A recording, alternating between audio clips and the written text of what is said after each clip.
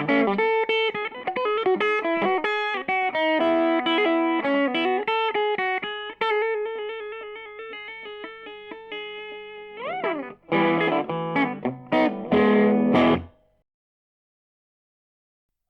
Dr. Alex here, and welcome to an unusual one-off video, probably, well outside my normal comfort zone, in this case, upgrading a Honda 125 Superdream's gauges.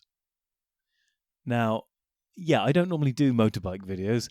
I normally do either Doctor Who-based videos or material linked to Doctor Who that I've written, i.e. creative fiction-based videos, or messing around with old hardware in terms of laptops, exclusively, really, Lenovo ThinkPads, and trying to get the most out of those.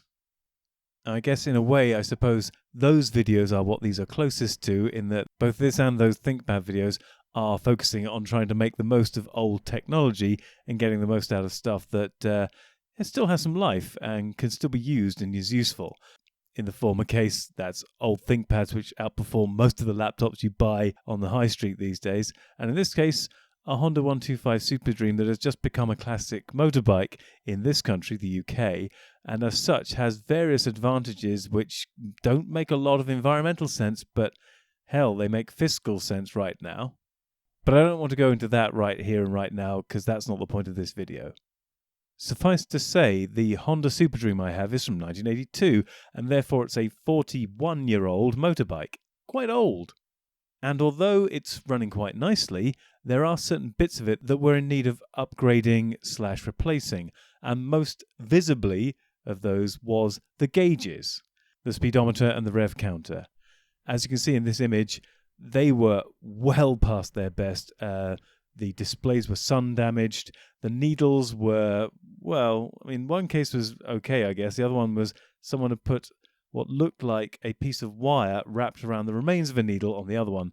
Also, neither gauge worked particularly well. The speedometer worked when it wanted to, and even then had a somewhat cavalier interpretation as to what the speed actually was. And having gone through and replaced most other bits of the speedometer system, most notably the cable, and still found those problems persisting, it was just one more reason to want to get the gauges replaced. Now, I would have gone and found replacement Honda 125 Superdream gauges, except there were none to be found, at least not on eBay. I think at the time I was first looking, there were some gauges for the Honda 125 Superdream, like one or two sets out there, for something on the order of £100 for the set. And I thought, flippin' heck, that's an awful lot to pay for my cheapo motorbike's gauge replacement. At the same time as looking, eBay had thrown up into my search a number of other Superdream gauge sets that were significantly cheaper, but they were all for the 250 Superdream, the larger version of the Superdream, which actually came into production a little bit before the 125, and I think overlapped with it for some time. But anyway, suffice to say, there were tons of Honda 250 Superdream gauges out there, and for very little money. In fact, the one I picked up in the end, because I decided to go for that, was £25 plus a little bit of postage, like virtually nothing. As you can see in this picture, this is what I got. Now, I knew it wasn't necessarily going to be straightforward to replace the gauges from the 250 into the 125's gauge cluster, but I did know that the drive system should be identical, or looked identical.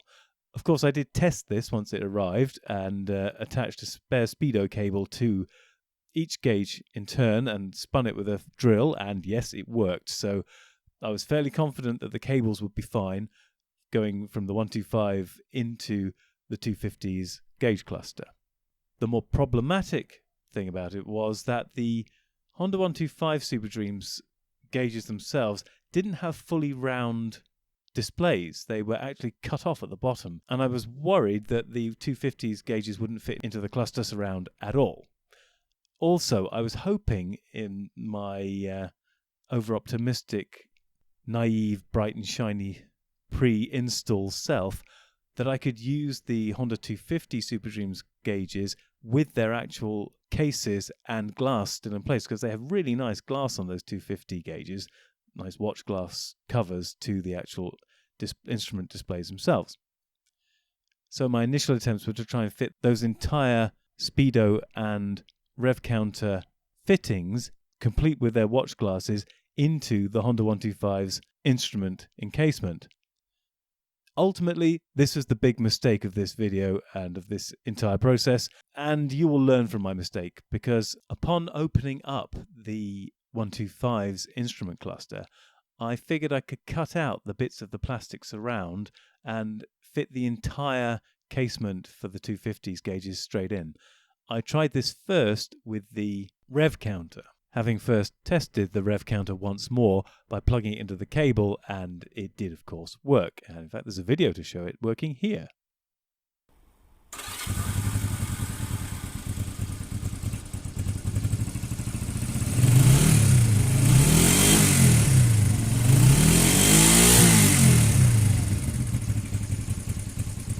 I then tried to trim as much of the 250's rev counter gauge off that I could to try and fit it into the space that was available in the 125's instrument cluster case. You can see me cutting bits off here. And I cut a little bit off the back to try and get it to sit nicely in there. And it just wouldn't. So in the end, I had to bite the bullet and cut the case off the instrument itself and put that and its beautiful watch glass cover to one side, because as I guessed, the instrument itself was exactly the same dimensions as the 125's instruments once you got the case off it, and I was able to put that straight in. You can see in this picture here though how it's sitting where there's nothing surrounding it, because I cut way too much of the internal gubbins from the 125's case off to try and make the original untrimmed version fit. On the left-hand side, you can see the speedometer hasn't yet been tampered with, and you'll see in a moment that the cutting back I did for that was way, way less. So if you're doing this, you only need to cut as much off that inner white plastics around as I did for the speedometer. You don't need to cut all of it off, which is what I did on the rev counter side. Thankfully, the dog's dinner that I made of the inside of the instrument cluster cannot be seen once the case is put back together, but I guess I will always know it's there. So in this image you can see that is all you need to cut off to get either one of the 250's gauges into the instrument cluster for the 125. And here you can see them side by side, one with the tiny little bit I cut out, fits sitting nicely for the speedo itself, and one with nothing left surrounding it for the rev counter. As I say, when the case closes, thankfully you can't see the dog's dinner I made. One final thing of note is that the mileometer on the new instrument was more than on my old one. So the 250 has obviously gone further than my 125 has. I'll just have to always remember it's 8,000 less. I thought or tried to clock it back, but I just couldn't. So rather than break this nice instrument I just bought, I didn't.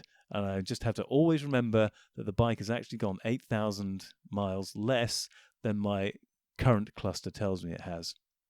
Another thing I will have to remember is that and this is far from vital, but the rev counter on the 250 has its red line starting just over 10,000, whereas the 125, which I actually have, its red line started at just over 12,000. So there's about 2,000 more play in my rev safety on the 125 than there would be for a 250. But as I say, I've never redlined it anyway on the 125's original instruments, and all that this means, I have extra leeway than the instruments are telling me I have in terms of the red line. But anyway, just worth mentioning that the 125's rev counter red line is 2,000 higher than the 250's rev counter's red line. So basically that was it. It was sitting in my lovely, beautiful Honda 125 Superdream, complete with L plates stuck on it. And now the case was closed, you couldn't see the mess I'd made. And here's one final semi-close-up mid-shot of the instrument panel of the motorbike with its motorbike in shot, so you can see it doesn't look like I've mucked it up at all. But you and I both know that inside that black case there is a mess of missing plastic and bits that have been cut out. But doesn't matter, it works perfectly. It's so nice to have visible instruments that work. The backlight bulbs fit straight into the right fitments because it's the same fitments they had before. So everything works. It's backlit, everything lights up, everything's visible. They work properly. It's so nice having a speedo that doesn't lie anymore, and has just increased my confidence in driving the bike because it's not fibbing all the time. Anyway, I think that's all I really need to say. I upgraded the Honda 125 Superdreams gauges using the Honda 250 Superdreams gauges because it was just cheaper and easier. I could actually find the Honda 250 Superdreams gauges, whereas the Honda 125 ones were, when I initially looked, stupidly expensive, and I was looking for them again before making this video so I could get a screenshot of how expensive they were. I can't even find the Honda 125 Superdreams gauges on eBay, at least anywhere. So they're difficult to find, stupidly expensive, whereas the Honda 250s are 10 a penny and not stupidly expensive, and they seem more robust than the 125s in the first place anyway. So anyway, there you go. I did it. I'm not saying you should. But if you do want to, you've seen how I did it. So if you think you can, maybe give it a go. But if your bike explodes or some horrible thing happens because you've done it, it's not my fault. I didn't tell you to. I'm not telling you to do this. Don't do this. Don't do it. Don't do it. But you've seen how I did it. Anyway, until the next video, whatever that may be, to all my watchers, subscribers, listeners, and patient supporters, thank you for watching and take care.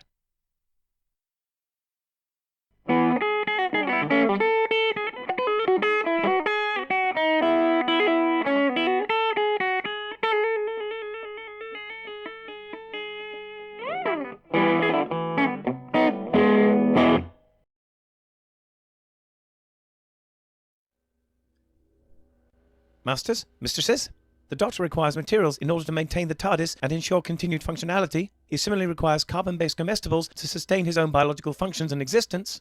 Master would never say this, but he requires aid beyond that supplied by this unit in order to acquire these. To aid the Doctor in his various tasks and creations, this can be most effectively achieved via Patreon or Substack subscriptions, or through donations directly to PayPal. Or if you desire physical goods in return for your contributions, written accounts of my travels with the Doctor are also available on Amazon. Links are in the description below. Thank you, masters, mistresses.